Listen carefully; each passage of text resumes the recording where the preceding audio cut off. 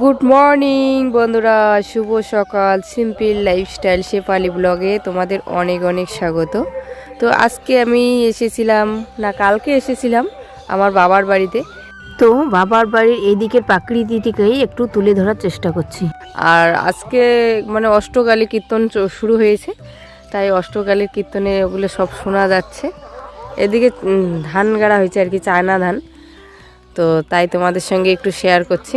আর এগুলো আমারই বাড়ির মানে বাবার জমি আর কি, ওরা চায়না গাড়ছে, বেশি দিন হয়নি গাড়ার। আর ওখানে এই যে পানাগুলো দেখা যাচ্ছে, সেখানে মাছ হয় প্রতিবারই। তো তোমাদের সঙ্গে একটু শেয়ার করলাম। আর এই গাছটাতে দেখো কত সুন্দর শিমুল ফুলগুলো ধরেছে, বেশ ভালো লাগছে।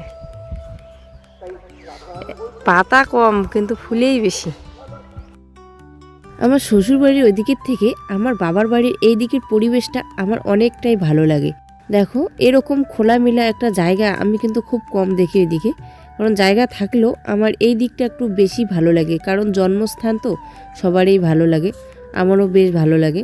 শ্বশুরবাড়ির ওইদিকে এরকম খোলামেলা জায়গা থাকলেও বাড়ি থেকে বেশি একটা বের হই না, তো তার জন্য হয়তো মনে হয় না যে এরকম খোলামেলা জায়গা এত মানে সুন্দর করে আর কি পরিবেশ তোমাদের কোনোদিন দেখাতে পেরেছি শ্বশুরবাড়ির ওই দিকের আর কি। তো আমার এই দিকের জায়গাটা আমার বেশি পছন্দ, একদম নর্মাল পরিবেশ। বাবার বাড়ি থেকে যে মাছগুলো নিয়ে যাই সব এই যে এই দিকের, এই যে এখান থেকে তুলে তুলে নিয়ে যাই। চারিদিকে চায়না ধান করেছে, আর মাঝখানের টুকুতে মাছ আছে, সেখানে একটা গর্ত, জায়গাটা বেশ অনেকটাই, আর জলও আছে বেশ অনেকটাই। তো জল একটু কমে যাবে, তারপরে জলটা আর কি মাছটা তুলে নেবে। এখনও তোলেনি, যখন ধানটা লেগে যাবে ভালো করে তখনই কিন্তু তুলবে, এখন আর তুলবে না। কাদা দিয়ে মাইল করেছে হাঁটাচলা করার জন্য, সেটা আর কি এখনও কাঁচা আছে, কিছুদিন গেলে শুকিয়ে যাবে, তখন ওটা দিয়ে হাঁটাচলা করা যাবে। তার জন্য এখন যদি করে সব জমি বাড়ির জল সব বের হয়ে যাবে, তার জন্য এখন আর মাছ মারবে না, কারণ মাছ মারলে তো সব বাচ্চারাই চলে এসে মাছ মারার জন্য, তাই আর কি। এই যে দেখো শিমুল ফুলটা মাত্র পড়লো, কি সুন্দর লাগছে না দেখতে, এখনই পড়লো আর কি গাছ থেকে। কিন্তু সকালবেলা চা খাওয়ার পরে এদিকে ঘুরতে আসলাম, এত সকাল সকাল আসেনি। আর এইদিকে তো সবসময় থাকেই, মানে কেউ না কেউ থাকেই। আর বাচ্চারা এখানে খেলছে, এই যে কালকে যে দোলনাটাতে বসেছিল সেই দোলনায় বসে বসে খেলছে। আর এখান থেকে আমাদের বাড়ি তো এই যে পাশেই, এটা এগুলি আর কি সবসময় আমার বাড়ির লোকগুলো সব এখানেই থাকে। গরু ছাগল, ছাগল তো নেই, গরুগুলো সব এখানে আনা থাকে। আর পমির বাবা আজকে যাবে বাড়ি সকাল সকাল, তো আবার সন্ধ্যাবেলায় আসবে। সন্ধ্যাবেলায় এসে আমাকে নাকি আরও সারপ্রাইজ দিবে, কোথায় নাকি ঘুরতে নিয়ে যাবে। তো এরকম সারপ্রাইজ পেলে সবাই খুশি হয়, তাই না? এখানে আবারও একটা দিঘির মতো আছে, তো এখানে মাছ মারা কমপ্লিট হয়েছে। জায়গাটা দেখো কত ভালো লাগতেছে, এইদিকে দেখো, এইদিকে জায়গাটা বেশি ভালো লাগতেছে। গ্রামের পরিবেশটা দেখতে যে এত ভালো লাগে তোমাদের কি বলবো। আমাদের ওই দিকের থেকে এই দিকের জায়গাটা আমার বেশ ভালো লাগে, জায়গাটা আর কি, মানে সবুজ একদম ফাঁকা মাঠ, ভালো লাগে। ওইদিকে তো ঘন বাড়ি, মানে বাড়ির উপর বাড়ি, আর আমাদের বাড়িটা তো বেশি একদম মানুষজন, তার জন্যই আর কি বেশি ইয়ে লাগে, ঘন ঘন লাগে আর কি, এই হলো ব্যাপার। তো এখানকার দেখো সবুজ জিনিসের সব ভালো লাগে দেখতে। যখন মানে বর্ষার দিন আসবে, বর্ষা বলতে বৃষ্টি হবে, বৃষ্টি হয়ে একটু জলটা শুকিয়ে যাবে, তখন যে দেখতে লাগে না একদম পানা দিয়ে ভর্তি, একদম ফুলে ভর্তি, বেশ ভালো লাগে দেখতে। ও একদম বেরিয়ে পড়েছে, কিন্তু চা খাওয়ার পরে রেডি হয়ে পড়েছে, এখন যাবে।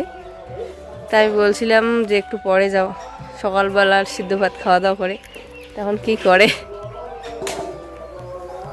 সিদ্ধ ভাত খাওয়া যায় কি না এখনই যায় সেটা ওর ব্যাপার। অনেক দিন পর শ্বশুরবাড়িতে আসলো, কিন্তু অনেক দিন থেকে আসে না, মানে আমাকে সারপ্রাইজ দিতে এসেছে আর কি, তাহলে ওরও আশা হবে। একা একা আসতে চায় না, কারণ একাই তো বাড়িতে আসলে থাকতেই হয়, কারণ মানে আমার বোনও নেই আর ভাইও নেই, দাদা আছে, দাদা তো বাইরে, আর বৌদি আছে। শ্বশুরবাড়িতে আসলে মানে আমার বোন ভাই থাকলে ভালো হতো, ঘোরাঘুরি বা কিছু, তার জন্য একা একা আসতেই চায় না, যখন আসে একবারেই আসি। এই যে এখন হচ্ছে আমাদের খাওয়া দাওয়া সকালবেলার।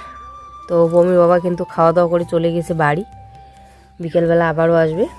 আর এখানে আমাদের সকালবেলা খাওয়া দাওয়া চলছে, বেগুন ভাজা, মাছ ভাজা, মাছের আর কি তেলটা ভাজা, আর এদিকে ডাল। তো সকালবেলার এইটুকুই।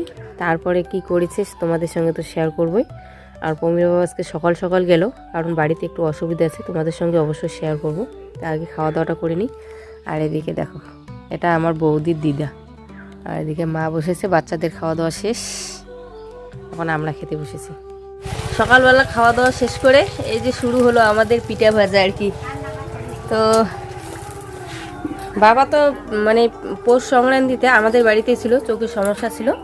আর তারপরে এদেরও বাড়িতে আর কি পিঠে খাওয়া হয়নি, তা আমাদের অপেক্ষায় ছিল আমরা কতদিনে আসব।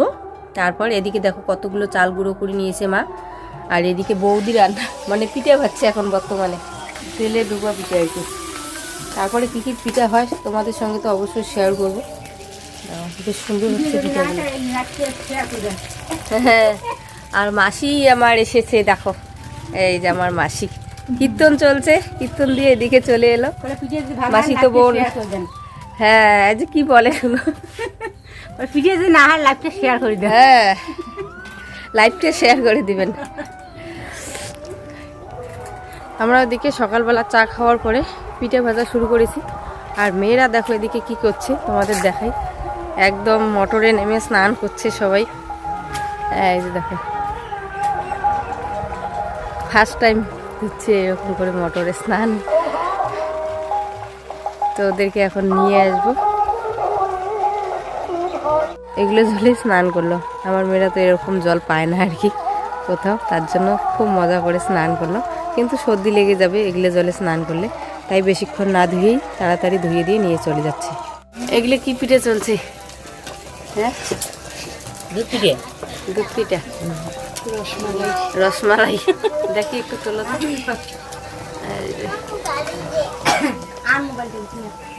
আর এখানে চলছে সাদা পিঠা। দিনের বেলায় কিন্তু পিঠে ভাজা চলছে। পিঠা খাওয়ার পরে আমরা যাব কীর্তনে আর কি। মেলা ঘুরতে, মেলা ঘুরতে না, কীর্তন। এই যে চিনি টিনি দেওয়া শেষ।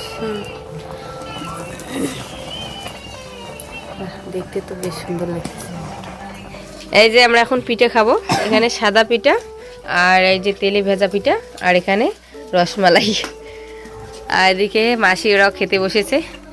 এই যে সবাই খাচ্ছে।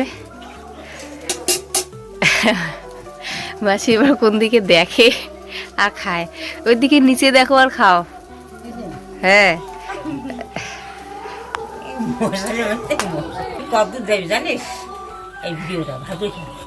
আজকে আমি আমার বাবার বাড়িতে একটু ঘুরে দেখাচ্ছি।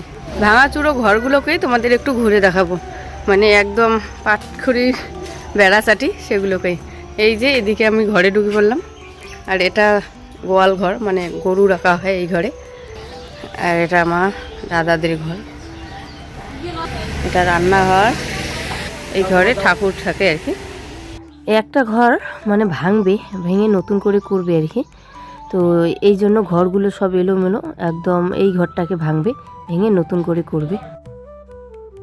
বলবো না, আমাকে সঙ্গে করে নিয়ে চল, তুই করবি, আমি তোর ব্রহ্মচারী, আমি সব জোগাড় করে দেব। ঠিক আছে ঠিক আছে, একটা শর্ত আছে।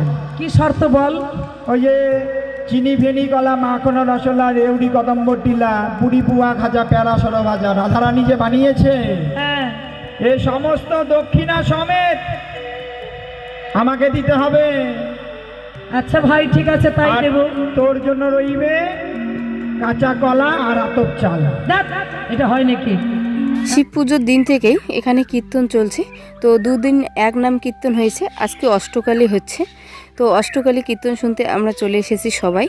এখন হচ্ছে সূর্য পূজা, তো অর্ধেক সূর্য পুজো হয়ে গেছে, মাত্র আসলাম আমরা।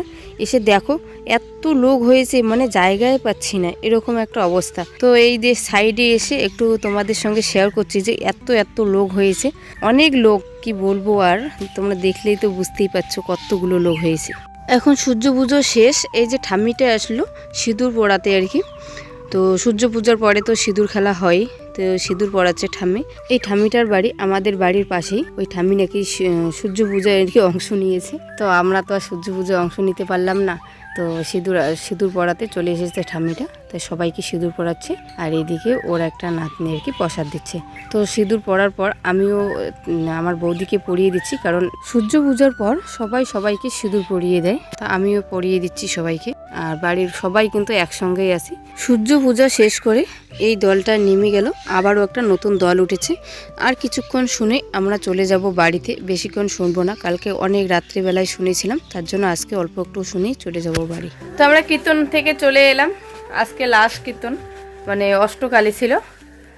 তো কালকে অনেক রাত্রি আসা হয়েছে, ঘুম হয়নি। আর বিকেলবেলা সন্ধ্যার আগে গিয়েছিলাম, তো তার জন্য এখন বাজে 8টা। তো 8টায় চলে আসলাম খাওয়া দাওয়া করে, তো ঘুমিয়ে পড়বো, আর যাবো না। আর শরীরটা আজকে কেন জানি না, মানে ঘুম কালকে হয় না, তো মাথাটা ব্যথা করতেছে, তার জন্য আর যাবো না। তো আর ভিডিওটাকে বেশি বাড়াবোও না।